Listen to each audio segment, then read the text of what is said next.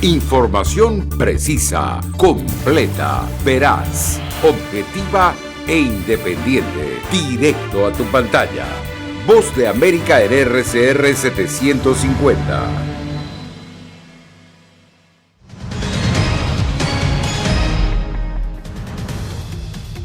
Colegio Electoral decide la suerte de Joe Biden como presidente de Estados Unidos.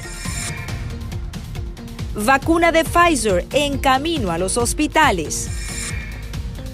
Población se muestra temerosa ante la vacuna contra la COVID-19. Y ataque cibernético pone en riesgo información federal.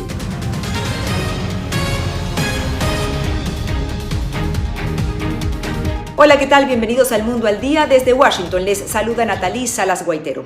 Este lunes los miembros del Colegio Electoral a nivel nacional se reunieron para votar oficialmente y elegir al nuevo presidente de Estados Unidos. De acuerdo a las certificaciones, se supone que Joe Biden será ratificado como el mandatario electo, pero como nos explica Jacopo Luzzi, el presidente Donald Trump afirma que tampoco aceptará este resultado. 20 votes for the Honorable Joseph R. Biden. El 14 de diciembre ha llegado y alrededor de Estados Unidos, los 538 miembros del colegio electoral se reúnen en las varias capitales estatales para votar formalmente por un nuevo presidente que, según las certificaciones entregadas por los estados, debería ser el demócrata Joe Biden. Sin embargo, el presidente Trump continúa declarándose el ganador de las elecciones, a pesar de las pruebas en contrario, y dijo que continuará desafiando los resultados. Y sucede a pesar de que no se han presentado pruebas de fraude y de que el pasado viernes la Corte Suprema de la Nación rechazó la enésima demanda del mandatario, una de las más grandes presentadas. Me preocupa que el país tenga un presidente ilegítimo. Eso es lo que me preocupa de un presidente que perdió y perdió por mucho. Esta no fue una elección reñida. Miren a Georgia. Ganamos Georgia en grande. Ganamos en Pensilvania en grande. Ganamos Wisconsin por mucho. En realidad, Trump perdió esos estados pendulares y otros frente a Biden, quien ganó 306 votos electorales comparado a los 232 de Trump. Solo el tiempo dirá si lo que surge de estas elecciones es un compromiso renovado con la integridad del sistema electoral o lo que hemos aprendido es lo frágil que es nuestro sistema electoral, lo cerca que hemos llegado a un resultado realmente peligroso. El 6 de enero los votos deben ser contados y certificados en el Congreso de Estados Unidos. Jacopo Luzzi, Voz de América, Washington. Y una vez que se conozcan los votos del colegio electoral durante la noche de este lunes, Joe Biden se dirigirá a la nación en una transmisión en vivo. Laura Sepúlveda nos tiene detalles de la agenda del presidente electo. Mientras el colegio electoral vota para elegir al próximo presidente de Estados Unidos, quien ha sido proyectado para el cargo, Joe Biden se prepara para dirigirse a la nación a las 8 de la noche hora del este en transmisión en vivo. Mientras tanto, su agenda avanza en materia de salud, siendo este un asunto clave especialmente durante los que serían los primeros 100 días de gobierno, en los que además de solicitar al país el uso de máscaras, se prevé que 100 millones de estadounidenses sean vacunados y que más escuelas sean reabiertas. Además del sombrío hito de la pandemia, la crisis económica ha dejado a millones de estadounidenses sin trabajo, sin cheque de pago, sin seguro médico. No pueden poner suficiente comida en la mesa, literalmente no pueden poner comida en la mesa y no están seguros de poder pagar el alquiler. Un paquete de estímulo económico sigue siendo así una de las prioridades por las que pide que quien se convertiría en la vicepresidenta y el proyectado secretario de Vivienda, quienes aún están en el Congreso, trabajen para lograrlo antes de que dejen el Capitolio. Mientras tanto, la comisionada de Energía de la Unión Europea ve posibles oportunidades climáticas con un cambio de administración. La acción climática, China, Corea del Sur, Japón y otros países han anunciado recientemente objetivos de neutralidad climática. Si Estados Unidos asume un compromiso similar, se cubrirían aproximadamente 2/3 de la economía mundial y más de la mitad de las emisiones mundiales. Con la administración entrante de Biden, existe una oportunidad real de crear una asociación genuina sobre el cambio climático. Laura Sepúlveda, Voz de América. Cientos de hospitales en Estados Unidos aguardan el inicio del suministro de la vacuna desarrollada por Pfizer y BioNTech. José Pernalete nos dice que la distribución del fármaco comienza justo cuando la cifra de infectados en esta nación supera los 16 millones de personas.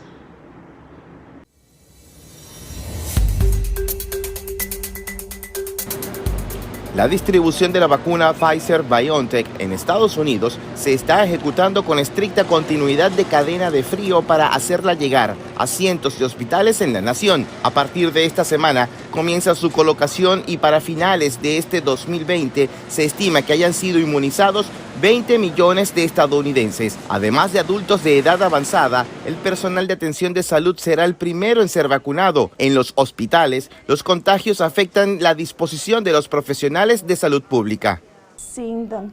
Verlos enfermarse, ya sabes, verlos llamar y decirme que están enfermos porque han estado expuestos. Han estado en contacto con el virus. Eso es lo más difícil porque no sé cómo se recuperarán. ¿Y sabes cuánto tiempo vamos a estar así? Tenemos muy poco personal. De acuerdo a la Universidad Johns Hopkins, en Estados Unidos se contabilizan 299.191 fallecidos por coronavirus, lo que acerca otro hito mortal. Durante este domingo se registraron 1.389 nuevas muertes en toda la nación. El virus sigue cobrando vidas y afectando profundamente a quienes están en la primera línea de defensa.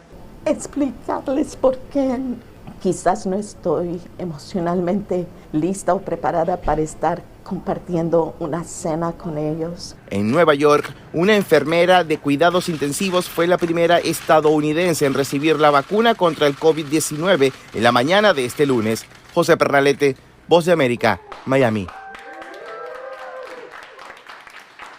Mientras el coronavirus continúa empujando al condado de Los Ángeles al borde de una crisis hospitalaria catastrófica, el anuncio de la aprobación del uso de emergencia de la vacuna de Pfizer y BioNTech y su llegada a California trae un poco de esperanza. Verónica Villafañe nos informa que los preparativos ya están en pie para comenzar su distribución. Hospitales en California compraron congeladores ultrafríos para la vacuna de Pfizer contra el COVID-19 que requiere permanecer almacenada a 70 grados Celsius bajo cero.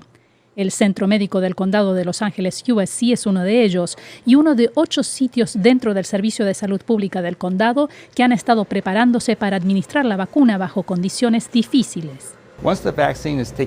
Una vez que se saca la vacuna del congelador ultrafrío, solo tenemos 6 horas para preparar y administrar las dosis. Stephen Dohey, farmacéutico jefe del Centro Médico del Condado, explica que la vacuna se tiene que descongelar a temperatura ambiente. Eso toma alrededor de media hora y luego hay que prepararla. El proceso deberá realizarse en tiempo real para evitar que se echen a perder vacunas.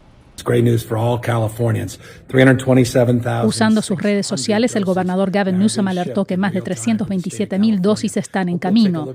De esta primera fase de distribución de vacunas en California, el condado de Los Ángeles, que el viernes rompió otro récord de nuevos casos, más de 13,800, recibirá casi 84,000. Las primeras dosis están reservadas para trabajadores de salud en riesgo directo de exposición al coronavirus. En el condado de Los Ángeles hay aproximadamente 340,000 personas en esta categoría.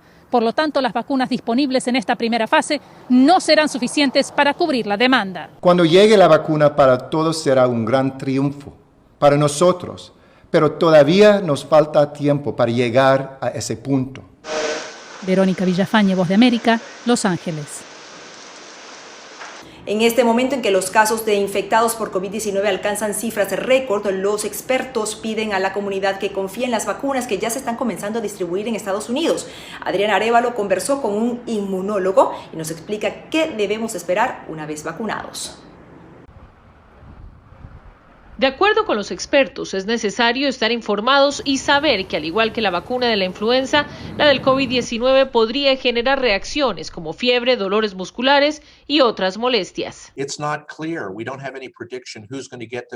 No está claro, no tenemos ninguna predicción de quién tendrá esos síntomas, qué individuo podría ser peor que otros, pero ni la vacuna contra la gripe ni la del corona causarían la infección, porque usted no está recibiendo un agente infeccioso. Aunque mucha gente teme esas reacciones, el doctor asegura que estas solo significan que la vacuna está haciendo su trabajo al obligar al cuerpo a responder y defenderse. Ante la pregunta de si él y su familia estarán dispuestos a recibir la vacuna, el doctor Eversole respondió de forma enfática. Somos mayores y mi esposa tiene algunas afecciones secundarias en relación con los pulmones y ese tipo de cosas, por lo que la vacuna sería un gran beneficio para reducir su riesgo de contraer COVID. Aunque, de nuevo, es algo atemorizante y desearía que la población lo entendiera mejor. No se trata solo de las personas mayores. La vacuna, dicen los especialistas, no hará que el virus desaparezca mágicamente. El uso de máscaras y distanciamiento social deben seguir siendo la norma a diario. Y antes de que regresemos a la normalidad que conocíamos, hará falta que al menos el 75% de la población total del país sea inmune, ya sea por la vacuna o porque se recuperó del virus. Adriana Arévalo, Voz de América, Las Vegas. Durante esta época festiva en Estados Unidos aumenta el número de familias que dependen de la caridad para poner alimentos en sus mesas. Y durante la pandemia de COVID-19 esa realidad ha recrudecido. Arnaldo Rojas desde Houston nos explica. El Banco de Alimentos de Houston ha distribuido casi 170 millones de libras de comida gratis a miles de familias en necesidad desde el inicio de la pandemia del COVID-19 en marzo pasado. Más de 90,000 familias dependen cada semana de la generosidad de los donantes que sufragan las operaciones de esta entidad para llevar comida a sus casas. Estábamos manejando un promedio de 400,000 libras por día. Hoy en día estamos manejando entre 800 a 900,000 libras. Con el apoyo de un ejército de voluntarios, se han atemperado a los retos impuestos por la crisis económica derivada de la pandemia, que ha obligado a miles de familias a pedir ayuda por primera vez para suplir sus necesidades alimentarias. Y ese número continúa en aumento. En las últimas semanas hemos visto un aumento de 25% de las personas que están viniendo al Banco de Alimentos a pedir ayuda. En El Paso, el epicentro más reciente de la pandemia en Texas, se ha triplicado la cantidad de comida que se reparte en este banco de alimentos en comparación con el 2019, explicó su vocera a La Voz de América. Lorena Montoya conoce de primera mano el rostro de la necesidad. Nos ha faltado tal vez económicamente muchas cosas, pero yo les puedo decir que en mi casa no ha faltado nada de comer y estoy muy agradecida con la ayuda que nos está dando el Banco de Comida. En Texas, 1 de cada 7 personas luchaba con el hambre antes de la pandemia. A nivel nacional, ese número se elevó a 1 de cada 4 estadounidenses en el verano de este año. Arnaldo Rojas, Voz de América. Y continuamos con más informaciones. Piratas informáticos irrumpieron el fin de semana en los sistemas de varias agencias de gobierno de Estados Unidos, entre ellas el Departamento del Tesoro y del Comercio. Según nos informa Yasmín López, las investigaciones indican que los hackers estarían vinculados a gobiernos extranjeros. La información fue divulgada por varios medios de comunicación estadounidenses este domingo, los cuales reportaron que los espías rusos estarían detrás del espionaje al tráfico interno de correos electrónicos de los departamentos del Tesoro y de Comercio, además de la Administración Nacional de Telecomunicaciones del país. Un portavoz del Consejo de Seguridad Nacional dijo: El Consejo de Seguridad Nacional está trabajando en estrecha colaboración con la Agencia de Ciberseguridad e Infraestructura, el FBI, la Comunidad de Inteligencia y los departamentos y agencias afectados para coordinar una recuperación rápida y efectiva de todo el gobierno. En la mañana de este lunes, Dmitry Peskov, el secretario de prensa del presidente Vladimir Putin, desmintió las acusaciones. Una vez más, quiero recordarles que fue el presidente Putin quien propuso a la parte estadounidense un acuerdo de cooperación de ciberseguridad. Podría permitir a nuestros dos países cooperar y contraatacar cualquier ciberdelito, intento de ciberespionaje, etc.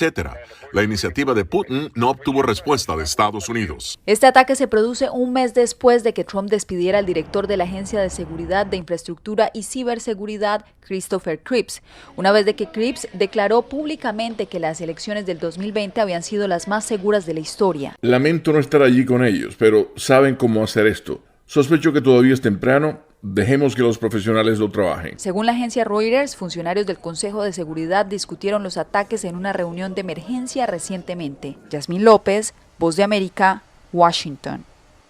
El aumento en el precio de la canasta básica en Nicaragua afecta a más de 2 millones de personas que viven en pobreza, según economistas consultados por La Voz de América. Donaldo Hernández nos tiene el informe completo. Elba Jiménez cuenta que en el último mes se le ha complicado comprar los principales productos de la canasta básica por el aumento que se registró en el precio de algunos granos que forman parte de la dieta de los nicaragüenses. Porque está más caro en realidad, pues los frijolitos, el arroz, el azúcar, todo, es que se disparó todo. Ahorita todo está más caro, entonces la misma plata pero menos producto. Y entonces menos producto, menos platos de comida. Según el Banco Central de Nicaragua, el precio de la canasta básica es de alrededor de $400. Sin embargo, el salario mínimo es de aproximadamente $200. Estas variaciones afectan a la familia de Elba. ¿Se imagina cuánto a mí me hace falta para ajustar esa canasta? La mitad. El aumento en el costo de la canasta básica es atribuido por economistas como Eduardo Solórzano a los efectos de los huracanes ETA y IOTA en los cultivos de granos y hortalizas. El daño directo que hay en los ciclos de producción tradicionales, que son ahorita el frijol que estaba por salir. Lo que más preocupa al especialista es la tasa de desocupación en un país de 6 millones de habitantes. Hay un desempleo de gente que ya está en una línea de pobreza, que es más o menos 2 millones de nicaragüenses. Sin embargo, las autoridades nicaragüenses siguen siendo optimistas al afirmar que el próximo año el país recuperará la producción y su crecimiento económico. Donaldo Hernández, Voz América, Managua. En el marco de la crisis política en Venezuela y cuando la oposición acaba de finalizar una consulta popular, su relevancia política en el país, su futuro y su conexión con la ciudadanía son temas de discusión. Álvaro Algarra conversó con varias de las partes involucradas y nos cuenta sus impresiones. Tras unas cuestionadas elecciones en las que la oposición venezolana decidió no participar porque considera que no se dan las condiciones justas, y una consulta popular de la que muchos no participaron este fin de semana, se abre en Venezuela un debate sobre cuál es el futuro de la oposición del país. Porque la gran realidad es que la mayoría del país está ausente de las decisiones y las convocatorias de los políticos venezolanos, tanto del gobierno como de la oposición. En este momento el 88% de los venezolanos no confían en los dirigentes políticos. Seguías agrega que actualmente el líder opositor Juan Guaidó tiene aproximadamente un rechazo del 88% de la población. Yo creo que ya es suficiente y los políticos venezolanos tienen que pensar en lo que viene de aquí en adelante. Creo que hay que rectificar, hay que bajarse del ring. Desde la perspectiva del estudiante Gerardo Ramírez, los errores de la dirigencia han generado que disminuya el apoyo a los que adversan a la actual administración en disputa. La sociedad está descontenta con la posición venezolana, porque hay que ser bastante responsables para asumir los errores que se han cometido. La apatía de los votantes se hizo notar con la escasa participación en las elecciones parlamentarias, así como en la consulta popular realizada este sábado, en la que se reportó la participación de 6.400.000 electores, de un padrón electoral de 22 millones de votantes habilitados. Álvaro Algarra, Voz América, Caracas. Y continuamos con más del Mundo al Día. Como todos los países, Guatemala destina un presupuesto para adquirir la vacuna contra la COVID-19 y prepara el plan de inmunización que será implementado, según las autoridades, durante el primer semestre de 2021. Desde Ciudad de Guatemala, Eugenia Sagastume nos cuenta los detalles. Por favor, no se vayan a exponer a ninguna vacuna. Guatemala aún no la tiene y cuando la tengamos, esta va a ser gratuita para toda la población. Ese es el mensaje que la ministra de Salud envió a los guatemaltecos ante alertas de falsas vacunas contra el COVID-19 que podrían salir a la venta. Guatemala, hasta el momento, ha destinado por lo menos 1.000 millones de quetzales, unos 134 millones de dólares, para la adquisición de 3.300.000 vacunas. Hablar de 1.000 millones de quetzales, pero sí hay instrucciones por parte del presidente que tenemos que destinar lo que sea necesario para la salud de los guatemaltecos. Estamos asegurados en un mecanismo llamado COVAX, en la que nos hemos comprometido a la compra de 3 millones de vacunas para 3 millones de personas, ¿verdad? Esto duplica la dosis. El ingreso de la vacuna se espera para el primer semestre de 2021 y, como en otros países, la inmunización se dará empezando con quienes están en mayor riesgo. Personal de salud que esté en primera línea. Luego vamos bajando progresivamente, siempre con personal de salud. Los bomberos, policías, son personas que han estado muy cercanos a las personas que llegan a los servicios. Y luego continuamos con personas mayores de 60 años. Mientras la vacuna llega, autoridades trabajan en fortalecer la cadena de frío para almacenar las dosis que sean adquiridas. Eugenia Sagastume, Voz de América, Guatemala. Un reciente informe afirma que las metas de la Agenda 2030 de Desarrollo Sostenible relacionadas con la seguridad alimentaria no podrán alcanzarse. El Programa Mundial de Alimentos teme una pandemia de hambre más grave que la del coronavirus. Néstor Aguilera recogió algunas reacciones. La alerta la dio el director del Programa Mundial de Alimentos al recibir el Premio Nobel de la Paz. Una pandemia de hambre podría tener efectos potenciales más graves que los del COVID-19 en momentos en que 270 millones de personas avanzan hacia la hambruna. En 2019, el hambre en América Latina y el Caribe afectó a 47.700.000 personas, condición que se ha agravado en este año con el avance del novel coronavirus. Las medidas tomadas por los gobiernos para luchar con la pandemia incluyen cierre de actividades económicas.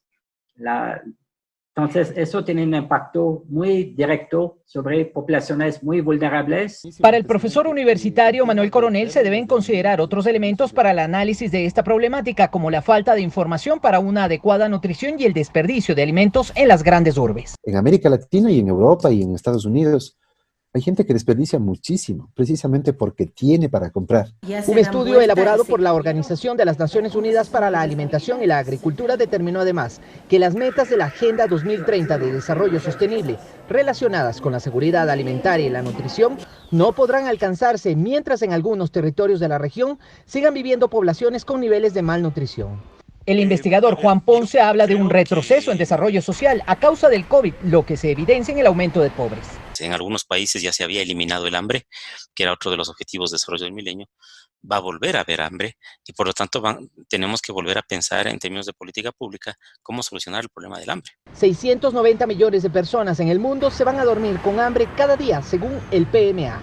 Néstor Aguilera, Voz de América, Quito. Millones de mujeres en el continente están en riesgo a menos que se practique un examen de detección temprana del cáncer. Ese fue el análisis de expertos en el seminario organizado por el Instituto de Estudios Avanzados para la Salud de las Américas de la Universidad de Miami. Alonso Castillo nos presenta el informe.